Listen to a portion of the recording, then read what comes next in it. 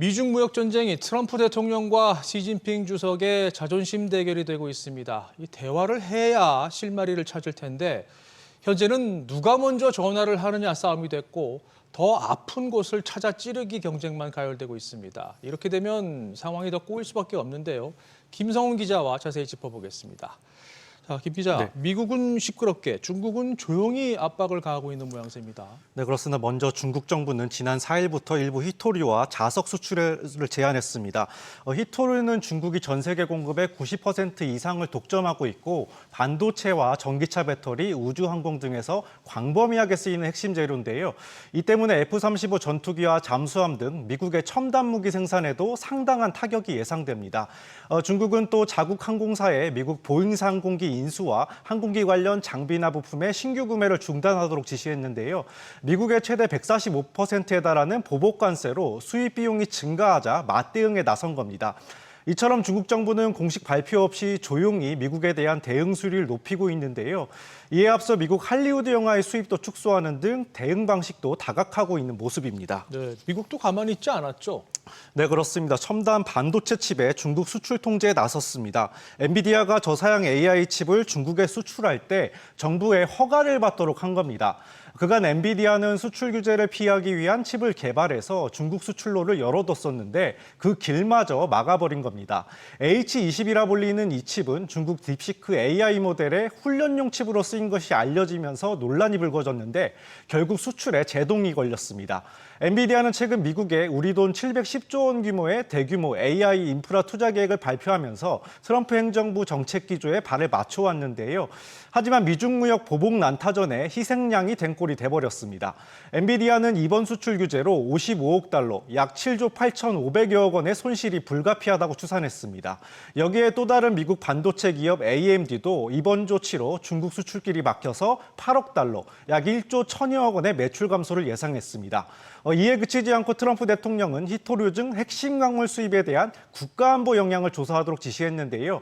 그간 철강과 알루미늄에 이어서 구리 등 추가 광물에 대한 추가 관세를 언급해왔는데 속도를 낼 것으로 보입니다. 여기에 미국은 앞서 예고한 대로 중국 해운사와 중국산 선박이 미국에 입항할 때 수수료를 매기기로 결정하기도 했습니다. 그렇군요. 그런데 양국 정상의 이 접근 방식이 상당히 대조적입니다. 네, 그렇습니다. 먼저 트럼프 대통령은 중국에 대한 직접적인 저격성 발언을 이어가고 있습니다. 관세 강행 의지를 굽히지 않으면서 우리를 최악으로 대우한 중국은 봐주지 않겠다고 중국을 콕 집는 식입니다. 동시에 시진핑 주석과 대화할 뜻도 계속 내비치고는 있지만 공은 중국 코트에 있다. 우리는 중국과 협상할 필요가 없다면서 중국이 먼저 숙이고 대화에 나설 것을 요구하고 있습니다. 정치적 지지층이자 중국의 보복 관세로 피해가 예상되는 미국 농민들에게는 구제한 약속과 함께 일단 버티라는 메시지를 보내면서 장기전에도 대비하는 모습입니다. 반면에 시진핑 주석은 전면에 나서지 않고 있는데요. 공산당 기간지 기고문을 통해서 무역 전쟁과 관세 전쟁에는 승자가 없고 보호주의에는 출구가 없다면서 입장을 밝힌 게 전부인 상황입니다. 아직까지는 말을 아끼고 있는데 그만큼 믿는 구석이 있다는 이미지를 주려는 것으로 풀이되고 있습니다. 네. 이렇게 대조적인 양국 정상의 의도가 뭘까요? 네, 월스트리트 저널은 미국 정부가 국제 무대에서 중국을 고립시키기 위한 전략을 취하고 있다고 분석했습니다. 미 정부는 90일에 상호관세 유예 기간을 둔 가운데 70여 개국이 협상 의향을 밝혔다고 전했는데요. 이들과의 협상 과정에서 관세율을 낮춰주는 대가로 중국과 거래를 끊도록 압박해서 중국 경제에 타격을 주겠다는 전략을 구사하고 있다는 겁니다. 트럼프 대통령도 언론 인터뷰에서 각국이 미국과 중국 중 선택하도록 하는 방안을 고려하고 있다고 말했습니다. 이를 위해 일단은 우리나라와 일본 등 오랜 우방국들과 우선 협상을 벌이고 트럼프 대통령까지 직접 협상에 나서 성과를 내겠다는 구상입니다. 이에 맞서 중국은 우군 확보에 주력하고 있는데요. 베트남과 말레이시아, 캄보디아 등 동남아 순방길에 나선 시진핑 주석은 일방주의와 보호주의에 맞서 아시아 가족들의 밝은 미래를 함께 보호할 것이라며 반미 연대 구축에 힘을 쓰는 모습입니다. 네, 전략은 다르지만 어쨌든 치킨 게임에 몰입해 있는 모습인데 장기전이 되면 중국이 더 유리할 거다 이런 분석들이 나와요. 네, 그렇습니다. 영국 파이낸셜 타임즈는 트럼프 대통령이 무릎을 꿇을 가능성이 높다는 전망을 내놓아서 눈길을 끌었는데요. 네. 파이낸셜 타임즈의 칼럼니스트는 트럼프 대통령이 관세 포커 게임에서 훨씬 약한 패를 들고 있다면서 시간을 지체할수록 미국은 더 많은 것을 잃게 될 것이라고 주장했습니다. 히토리 외에도 항생제와 미 국채 매각 등 중국이 쥐고 있는 카드가 더 세다고 지적했는데요. 트럼프 대통령은 여론전에서도 불리한 측면이 있다며 조만간 항복하게 될 것이라고 내다봤습니다. 일당 독재 체제인 중국과 달리 내년 중간 선거가 있는 트럼프 대통령으로서는 관세에 따른 물가 상승과 비용 증가 우려에 미국 내 소비자들과 기업들의 불만이 늘고 있는 점도 부담입니다. 중국이 위안화 절하를 통해 관세 충격에 대응하고 있는 반면에 미국은 치솟는 국채 금리에 재정 적자 부담도 커지고 있는 상황입니다.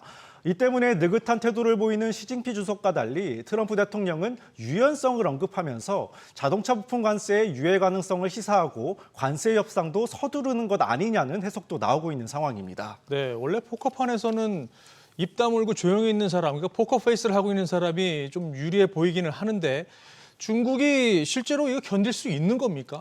네, 일단 중국은 시장 예상을 깨고 1분기에 전년 대비 5.4%의 깜짝 GDP 성장률을 발표했습니다. 특히 3월 수출액이 1년 전보다 12.4% 늘어난 수출액 급성장이 성장을 견인했다는 평가가 나오는데요.